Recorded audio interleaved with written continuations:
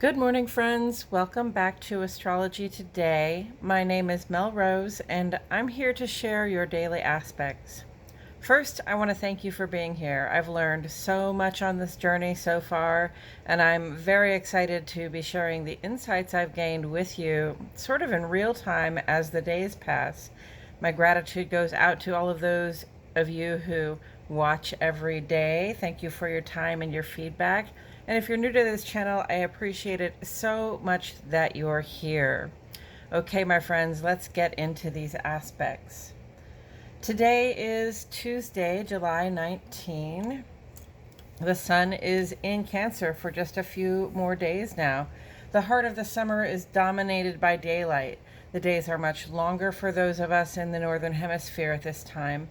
And in astrology, we recognize that the practical realities of life strike a vibration that has resonance in our hearts and our minds, and in our sense of connection to the self and spirit, which is a really wordy way of saying as above, so below.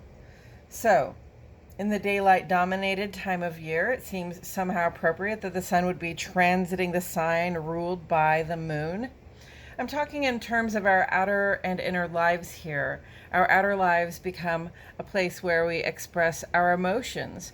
Hopefully this is in terms of joy and commitment, but it's safe to say that these passions can run hot, and we can find ourselves acting out in ways that don't best serve us or anyone else. Venus is in Cancer as well. Cancer here is influencing receptive Venus to initiate care and protection. To me, this is a clear indication to take care of ourselves first and foremost. Remember to drink plenty of water every day, indulge in some hydrotherapy at your local pool or spa. Make use of the lotions and moisturizers and sunscreens that work best to keep your skin soft and protected. Take a rest when you need it. Because Venus is receptive, it's only natural to start with the self. For one thing, it sets a great example for other people. And more importantly, when I take care of myself, I am more capable of caring for the ones I keep close. The waning gibbous moon is in Aries all day today. Moon in Aries is a time of action. There can be an emotional kind of restlessness that makes us irritable if we aren't able to take initiative. Fortunately, we're currently in the phase of actively planning to remove unneeded stuff and things from our lives, making lists, that's fun, pulling out the things you're ready to release and saying one last goodbye to them. Total Moon and Aries vibes. Our luminaries today are transiting cardinal water and cardinal fire. Did I say something about passions running hot? Be cool, Fonzies. Let's have a snow cone and chill out. For aspects, we start on the sun side of the page today, where we explore our self-expression out in the world, specifically in our work, social, and civic lives. At 4:36 this morning, Central Standard Time, friends, Mercury reaches its aphelion. This is the farthest Mercury gets from the sun, which really isn't very far. Mercury and the sun are very close to one another in reality, and Mercury is never more than 2 signs away from the sun on the wheel of the zodiac. If anything, it would indicate perhaps a slowing in the day-to-day pace of things. Perhaps we can find a little bit extra time between projects and appointments to do some of that much-needed self-care. Then at 7:35 a.m., Mercury makes ingress to Leo. Leo is the reigning monarch of the signs, ruled by the sun, which is the reigning monarch of the planets. Leo's influence on Mercury is to take our thinking, our communicating, and our planning to a higher level. We're more likely to be confident and direct in our manner of speaking. Our self-expression becomes more dramatic and demonstrative. Leo, as a sign, is very giving in the interest of growth and maturation. From another perspective, Mercury, as filtered through Leo, can come across as unsympathetic and dry, and we may be challenged to be able to show that we are listening. Then at 8:26 this morning, Chiron goes retrograde and will be there through the 27th of December, the end of the year. Chiron in general addresses our efforts to heal both ourselves and others. Chiron was a famous centaur who trained a number of classical Greek heroes in the arts of archery and medicine. Referred to as the wounded healer, Chiron could not die and yet suffered long from a wound that should have killed him. Eventually, Chiron was sort of sublimated to become part of the night sky. What we recognize today as an asteroid was once just another deified hero placed in the heavens by the gods in recognition of his experience and contribution. Chiron on the outside, or when Chiron is moving direct, is a wise man who has mastery over his animal ways. He is, after all, half horse. He is a great teacher, and he heals many people in his lifetime through wisdom and understanding of the nature of brokenness and the way to heal it. Chiron on the inside, or when Chiron is retrograde, is a wise man who struggles to master his own pain and its expression in his life, never seeming to find true relief or a way to cease his struggle. And so this is the phase we're in for the next 5 months. Yay! Attending our personal wounds. Chiron is in Aries, so the wounds we address during these years have to do with how well we feel that we fit in out in the world. How are we received in the social and civic sphere as well as at work? Are we included? Do we feel as though we can be ourselves and still be welcome? Many people have these social wounds that center around self-expression. And while Chiron has been in Aries since 2018, these discussions have come to the forefront. There are many parts of culture where we have required collective healing and public efforts to create more inclusive environments for people who would generally be marginalized from such spaces. And while Chiron is retrograde, we turn the attention within to assess our own social wounding and see what relief we can bring to our own personal situations. And a few minutes later, at 8:38 this morning, Sun goes opposite to Pluto, and this will be with us through the 28th of this month. Leo and Scorpio, these are your vibes. Friends, be careful with yourselves at this time because there is a potential for unhappy consequences to our outer life choices.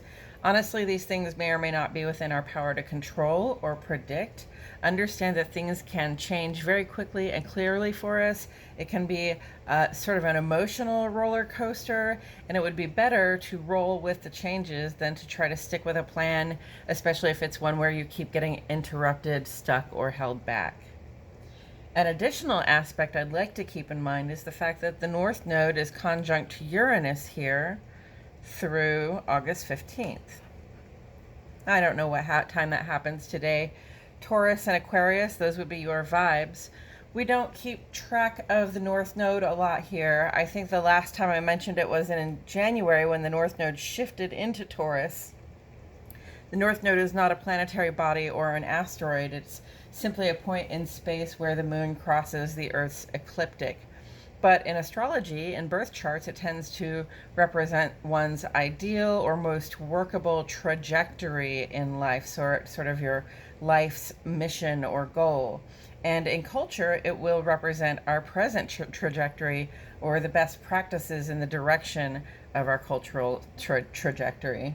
So the North Node is in Taurus with Uranus. We've talked in the past about Uranus and Taurus, how it's an uncomfortable fit because Taurus likes fixed and reliable sources and Uranus brings in changes. So now North Node, our collective trajectory, and Uranus, our planet for abrupt change and brand new perspectives, are together in the sky in the land of Taurus, aligned with one another or very close. And this is said to brighten or intensify the effects of both planets. Well, that's not a planet, it is a point.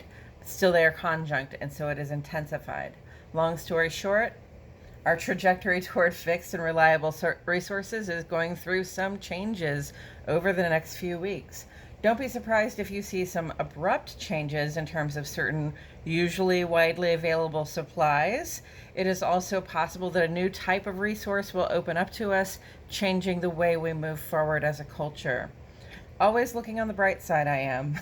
But it will be interesting to see what does change between now and August 15.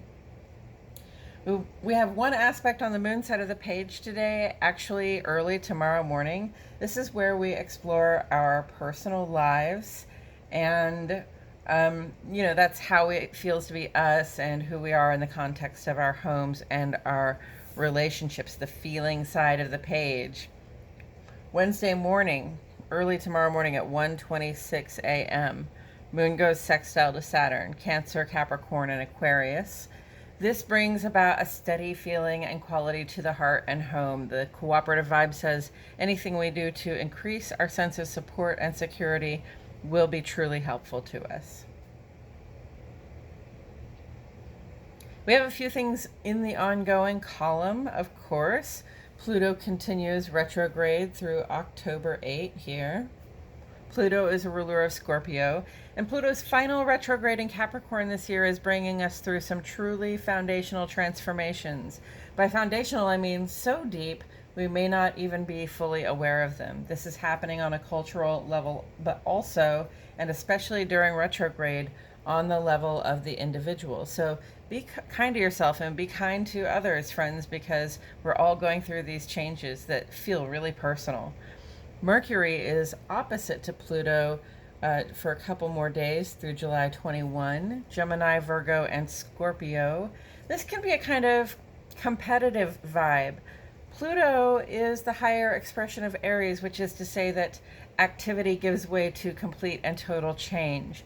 It's possible we have some ideas right now about the kinds of changes we'd like to make and what options we should pursue in that interest. Not everyone's needs and interests align. There's a potential here for conflict, either internal or external. Keep in mind the changes you'd like to make or may not have any. Keep in mind, let me say this again. Keep in mind that the changes you think you'd like to make or that they may or may not have anything to do with the changes you're actually going through. Sometimes we get a little bit diverted and we get restless and we think, I think what I need to do is live in a different house when, really you're going through this change that says, I want to stay in the same house forever. And that's just an example. It's probably not even a very good one, but it does have to do with sort of the foundation of who you are, where you live. Saturn continues retrograde through October 22. Saturn rules Capricorn and Aquarius. Saturn's retrograde in Aquarius is all about our sense of responsibility and dedication to the greater community. We want to create and recreate structures that work to help everyone feel supported. Sun is quincunx to Saturn through today, July 19. Leo, Capricorn, and Aquarius. The work may come to feel like drudgery at this time. Don't push harder than you have to. There's a danger of becoming sapped in terms of our physical well-being or our financial well-being. It would be a good time to ask for help or to take a break and allow the situation to unfold. Neptune is retrograde as well. This is through December 23, just after winter solstice. Neptune is a ruler of Pisces, and Neptune's retrograde in Pisces is here to clear up any fantasies or illusions we've been pretending were reality. All personal artifice becomes transparent, and we can no longer fool ourselves or allow ourselves to be fooled while Neptune is in retrograde at this time. Sun is trying to retrograde here through the 26th, and Mercury is trying to Neptune in retrograde here through tomorrow, the 20th.